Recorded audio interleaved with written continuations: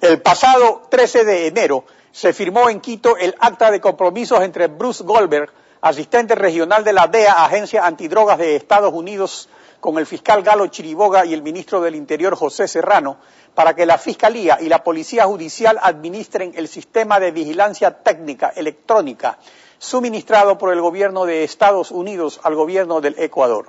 Y el 18 de enero, 5 días después, se dictó el reglamento para el funcionamiento de este sistema por parte del Consejo Directivo de la PJ, que preside el fiscal general del Estado. Por su parte, el director nacional del MPD, Luis Villasís, denuncia que este reglamento viola varias garantías constitucionales. Abogado Villasís, buenos días, bienvenido a Contacto Directo. Muy buenos días y muchísimas gracias por esta oportunidad. Abogado, ¿en qué basa su denuncia si el reglamento invoca la Convención de Naciones Unidas contra Delincuencia Organizada y Transnacional, que en su artículo 20, para aplicar técnicas especiales de investigación, dice, siempre que lo permitan los principios fundamentales del ordenamiento jurídico interno de cada Estado parte? ¿Cuál es el problema? Expliquemos primero eso. Bueno, muchísimas gracias, les decía.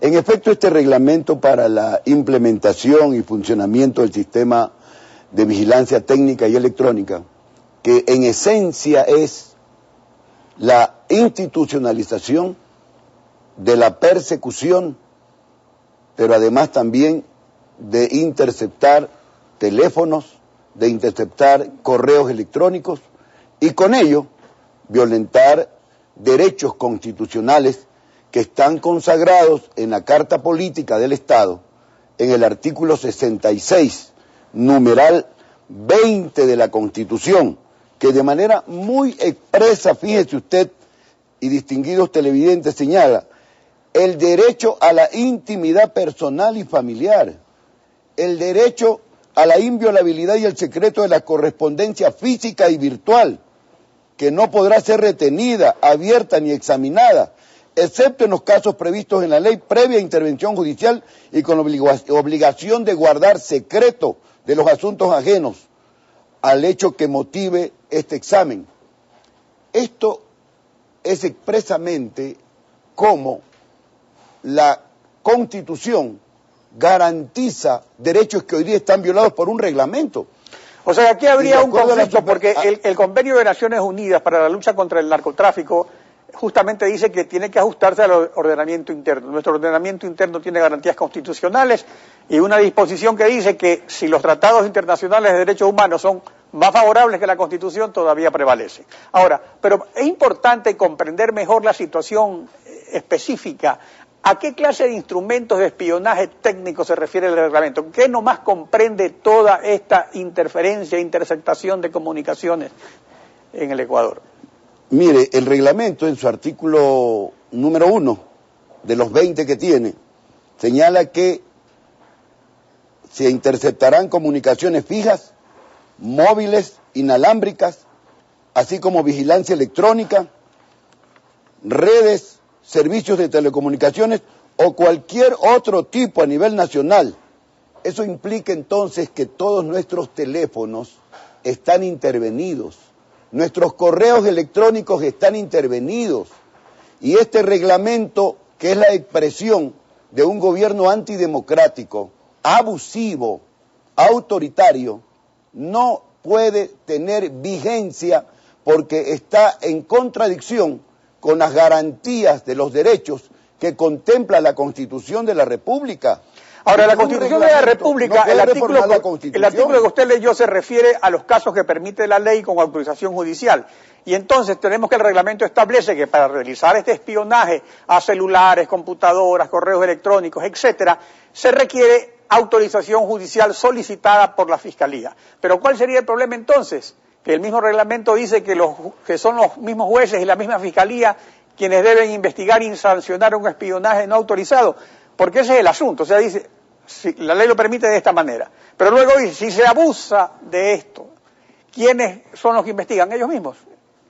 Yo creo que ese sería el problema. ¿O cuál es el problema? Esta es la esencia. En realidad, todo el país conoce que después de un año de haberse realizado la consulta popular, para resolver el tema del funcionamiento acorde a la Constitución de la función judicial, tenemos una justicia secuestrada, un ministerio fiscal al servicio del gobierno del presidente Correa.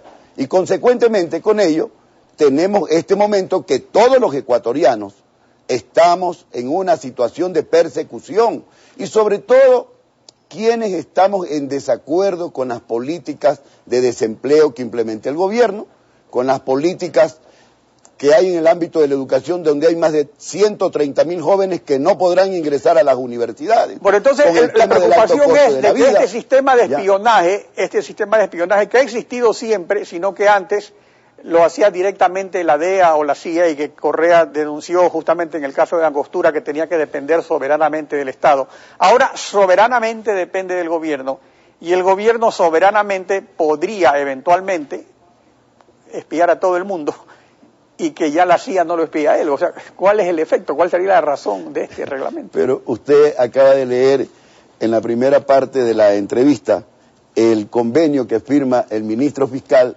con la DEA. Es decir, es el doble discurso. Aquí la DEA, la CIA y otra serie de organismos de Estados Unidos están evidentemente proporcionando toda una serie de implementos para lograr estas intercepciones. Pero mire, en lo de fondo es que este gobierno que está temeroso, que tiene miedo, porque esa es la esencia, que sabe que hay un pueblo que no está de acuerdo con sus políticas autoritarias, con la criminalización de la lucha social, es que está haciendo este tipo de persecuciones. Es de un gobierno o de un presidente paranoico, que ve cucos en todo lado y que cualquier expresión por buscar solución a los problemas del país sencillamente es calificado de sabotaje o de terrorismo. Y tiene detenidos políticos como los 11 luchadores sociales, algunos de ellos militantes del MPD, que sin fórmula de juicio, este momento se encuentran en la cárcel desde el 3 de marzo. Y en ese caso, se han exhibido en ese caso registros de comunicaciones telefónicas, correos electrónicos, en el caso de los que usted dice. Mire, ahí precisamente les quitaron computadoras y después de 2 meses, este último 26 de abril, fueron a las casas a hacer allanamiento en horas de la madrugada, en la línea precisamente de llevarse documentos. Bueno, pero no hubo en ese caso entonces el caso del espionaje electrónico, se estaría produciendo eventualmente, nadie lo sabe, pues en otros casos, digamos. Sí, yo creo que este tipo de temas están en otros lados. Nuestros teléfonos están interferidos, doctor Pinargote. Bueno, el reglamento dice que las operadoras de telefonía están obligadas a acceder a la orden del juez, o sea, el fiscal lo solicita, el juez lo ordena y eso se hace. Ahora, ¿cuándo se sabe que esto ha ocurrido? Ese es el problema. Uno cómo lo puede saber si lo están espiando cualquier persona. Y suponiendo que uno se entere, es el fiscal el que tiene que investigar cuando él es el que ordenó. Entonces es obvio que este reglamento tiene una falla tremenda. Pero no solo tremenda de lo inconstitucional, sino que además, oye, ¿y por qué no interfieren las llamadas de los que están vinculados con la valija diplomática encontrada con cocaína en Italia, con la narcovalija?